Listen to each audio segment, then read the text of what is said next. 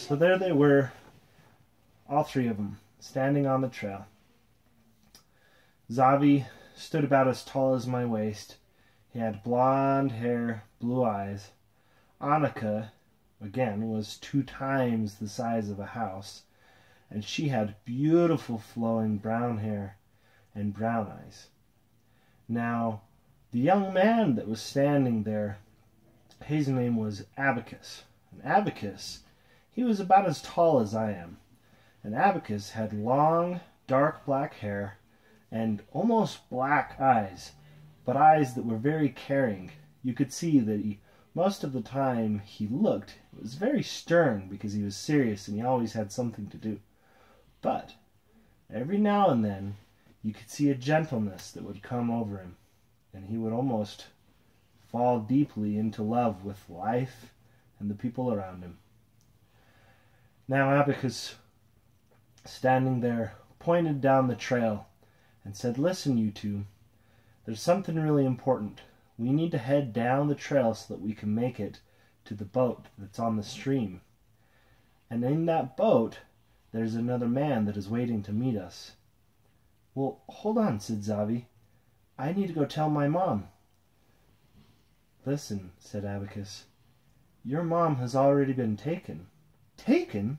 said Xavi. "What do you mean she's been taken? We live up on the mountain. There's no way that anybody could have taken her and gone through, gone down the trail without me seeing her, or without me seeing them." "Xavi," said Abacus, "there's something that you need to understand about these beings that have taken your mother. You see, they have the ability to fly.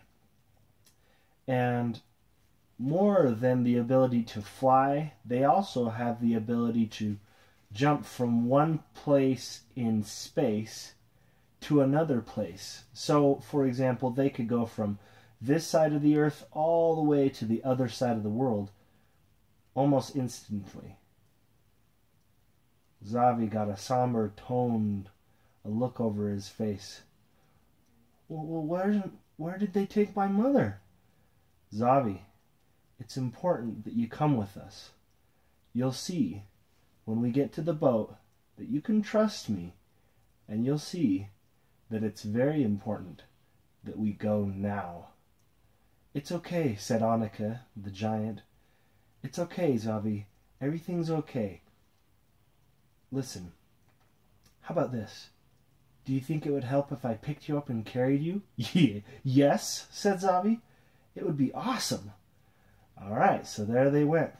Anika picked up the young Xavi, put him in her arms, and they were walking very quickly down the trail. Well, he was small to her, so she couldn't just go like this.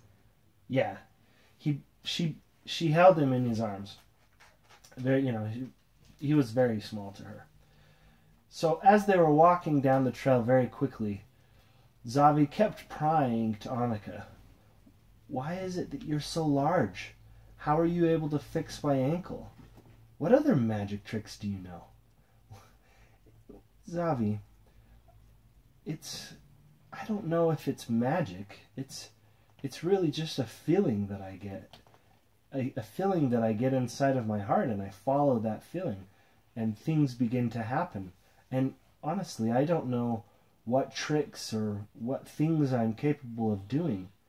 But something that's interesting that I've noticed is the more that I care for someone, or the more that I feel in that moment, the more that I'm actually able to do.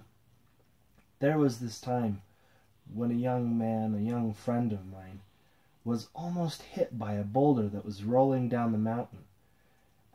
I got so scared and instantly felt so much fear for him that I felt this crazy sensation inside of my heart, and as I looked up, the boulder exploded right before it hit him. "Whoa," said Xavi. "So, your heart is where your power comes from?" "I guess you could say that," said Anika, "but I'm not sure exactly. I think Abacus really knows a lot more about it, but he said he's not willing to tell me At least not yet. And you know, we really needed to find you first. Anika, said Xavi, why do you need to find me? What's special about me? Oh, from what Abacus has told me, there's something very special about you. You see, something about you that I already know, and don't tell Abacus that I've told you this, is, well, you have the ability to tell when anyone is telling the truth. We've heard that from a lot of the people in the village that you live in. They say that you have the ability to look right through them and tell them whether or not they're telling the truth or not. And Abacus has been looking for a person, a young boy like you, for a very long time. Well, the truth is that there's an issue that needs to be resolved. Don't tell him any more, please, said Abacus. He needs to know, he needs to hear the words from her mouth directly in order to know whether or not it's true. Well, I don't know if I have that power, said Xavi. Oh, you do, said Abacus. And that's the end of the story for tonight.